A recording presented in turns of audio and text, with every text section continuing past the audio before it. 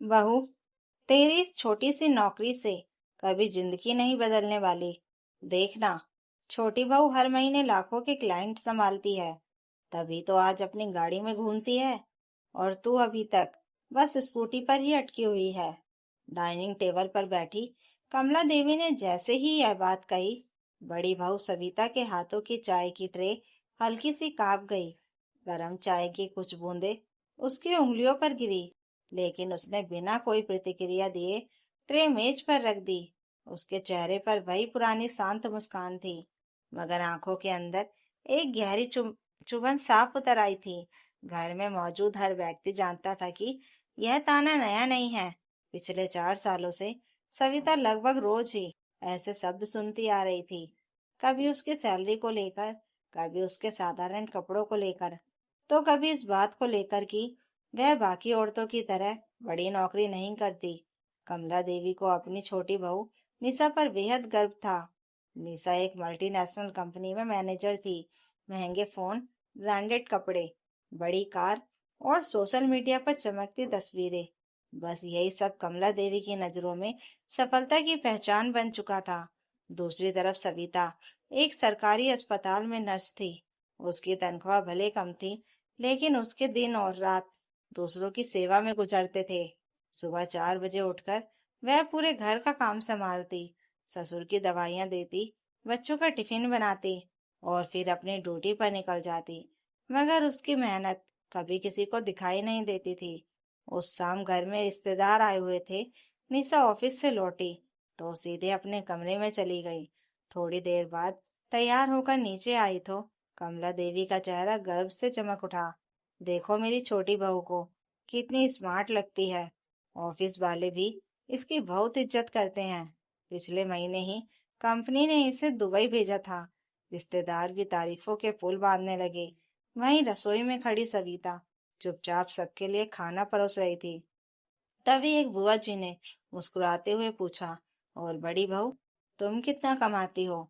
सविता कुछ बोल पाती उससे पहले ही कमला देवी हंस पड़ी।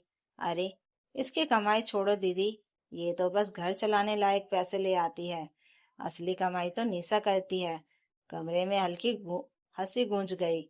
सविता ने बस गर्दन झुका ली। उस पल उसे लगा जैसे उसकी मेहनत, उसकी जिम्मेदारियां और उसका त्याग सब किसी ने एक ही झटके में छोटा कर दिया हो। रात को जब सब सो गए, तब सविता छत पर जाकर अकेले बैठ गई। ठंडी हवा चल रही थी, मगर उसके भीतर एक अजीब सी घुटन थी। तभी उसके पति अजय वहां आए। उन्होंने धीरे से पूछा, तुम ठीक हो? सविता हल्का सा मुस्कुराई। मैं ठीक हूँ। अजय जानते थे कि वह झूठ बोल रही है। उन्होंने कई बार अपनी माँ को समझाने की कोशिश की थी, मगर हर बार कमला देवी यही कह देती, मैं सच ही तो बोलती हूँ। जो ज्यादा कमाएगा उसी की इज्जत होगी। धीरे धीरे अजय भी चुप रहने लगे थे। उन्हें लगता था कि समय के साथ सब ठीक हो जाएगा, मगर सविता के अंदर हर दिन कुछ टूटता जा रहा था। कुछ दिन बाद अचानक ससुर जी की तबीयत बिगड़ गई। आधी रात को उन्हें सांस लेने में दिक्कत होने लगी। घर में अफरा तफरी मच गई। निशा घबरा गई। कमला देवी रोने लगी। उस वक्त सविता ने ही तुरंत स्थिति संभाली। उसने एम्बुलेंस बुलवाई, जरूरी फाइलें तैयार की और खुद ससुर जी को लेकर अस्पताल भागी। पूरी रात वह डॉक्टरों के साथ खड़ी रही, क्योंकि वह खुद अस्पताल में काम करती थी। इसलिए उसने जल्दी इलाज शुरू करवाया। डॉक्टर ने सुबह कहा, अगर थोड़ी देर और हो जाती तो मरीज की जान भी जा सकती थी। यह सुनकर कमला देवी के चेहरे का रंग उड़ गया, मगर फिर भी उन्होंने सविता से धन्यवाद तक नहीं कहा।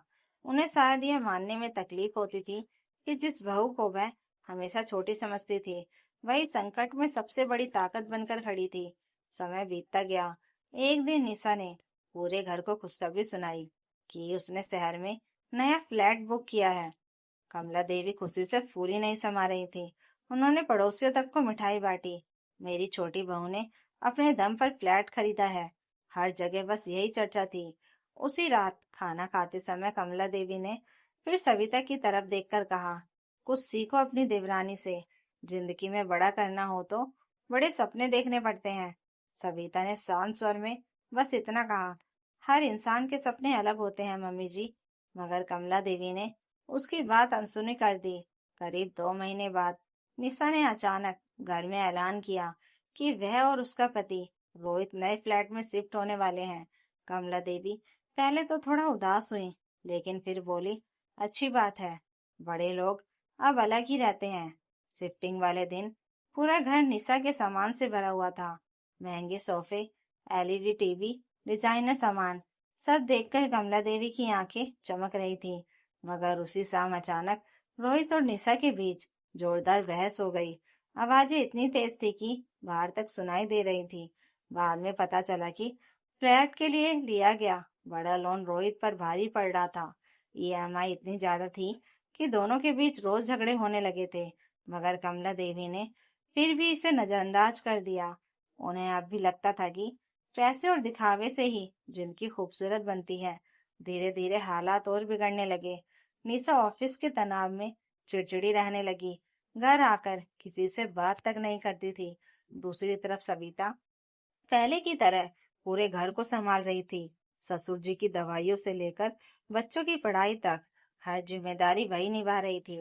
मोहल्ले में भी लोग उसकी तारीफ करने लगे थे।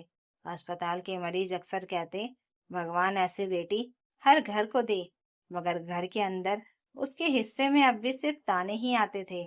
एक सुबह कमला देवी मंदिर से लौट रही थी कि अचानक सड़क पर उनका पैर फिसल गया। वह जोर से गिर पड़ी। आसपास भीड़ जमा हो गई। किसी ने घर फोन किया। उस वक्त निशा ऑफिस मीटिंग में थी। उसने साफ कह दिया, मैं अभी नहीं आ सकती। मगर सविता अस्पताल से छुट्टी लेकर तुरंत वहां पहुंची। उसने अपनी सास को उठाया, अस्पताल लेकर गई, एक्सरे करवाया और पूरे दिन उनके साथ रही। डॉक्टर ने बताया कि पैर में फ्रैक्चर है और कम से कम 2 महीने आराम करना होगा। घर लौटने के बाद कमला देवी पूरी तरह दूसरों पर निर्भर हो गई। अब उन्हें हर छोटी जो बड़ी जरूरत के लिए किसी का सहारा चाहिए था, और वह सहारा बनी सविता। सुबह उन्हें दवा देना, नहलाना, खाना खिलाना, रात को दर्द बढ़े तो उठकर मालिश करना, सविता बिना शिकायत सब करती रही। कई बार रात के 2-2 बजे तक वह जागती रहती, मगर उसके चेहरे पर कभी गुस्सा नहीं दिखता। एक रात कमला देवी की आंख खुली तो उन्होंने देखा कि सविता फर्श पर बैठे बैठे ही सो गई है। उसके हाथ में दवा की शीशी थी और आंखों के नीचे गहरे काले घेरे थे। पहली बार कमला देवी के दिल में हल्की सी टीस उठी। उन्हें याद आने लगा कि उन्होंने कितनी बार इस लड़की का अपमान किया था। उधर निशा का वैवाहिक जीवन बिखरता जा रहा था। एक दिन वह रोते हुए मायके आ गई। पता चला कि रोहित नौकरी खो चुका था और दोनों के बीच तलाक की नौबत आ गई है। कमला देवी के पैरों तले जमीन खिसक गई। जिस बहू पर उन्हें सबसे ज्यादा गर्व था, वही आज सबसे ज्यादा टूटी हुई थी। उस रात निशा ने पहली बार सविता के सामने बैठकर कहा, दीदी, मैं थक गई हूँ। सविता ने बिना कोई सवाल किए उसे गले लगा लिया। निशा फूट फूट कर रो पड़ी। उसे शायद पहली बार एहसास हुआ कि रिश्तों की गर्माहट किसी बड़ी तनख्वाह से ज्यादा कीमती होती है। कुछ दिनों बाद अस्पताल में सविता को बेस्ट केयर स्टाफ का सम्मान मिला। अस्पताल के बड़े डॉक्टरों ने उसकी मेहनत और सेवा भावना की खुलकर तारीफ की। समारोह में मरीजों के परिवार तक उसके लिए तालियां बजा रहे थे। अजय और ससुर जी गर्व से भरे हुए थे। कमला देवी भी वहां मौजूद थी। मंच पर जब सविता को सम्मान मिला तो एंकर ने कहा, कुछ लोग पैसे से अमीर होते हैं और कुछ लोग अपने दिल से।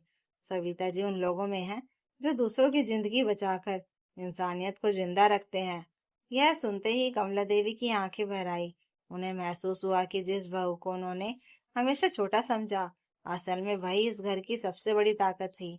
घर लौटते समय कार में असामान्य खामोशी थी। अचानक कमला देवी ने धीमे स्वर में कहा, सविता। सविता ने उनकी तरफ देखा। कमला देवी की आंखों से आंसू बह रहे थे।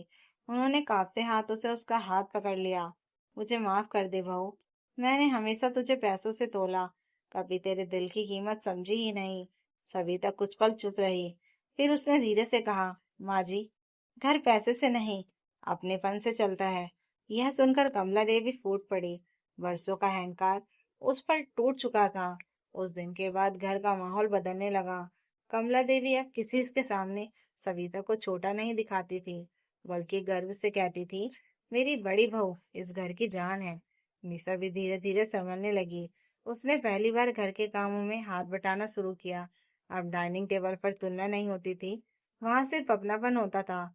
और सविता, वह पहले की तरह ही शांत थी, क्योंकि उसे अब किसी को साबित करने की जरूरत नहीं थी।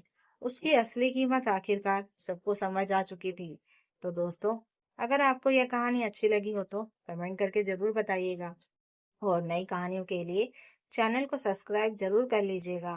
Thank you for watching.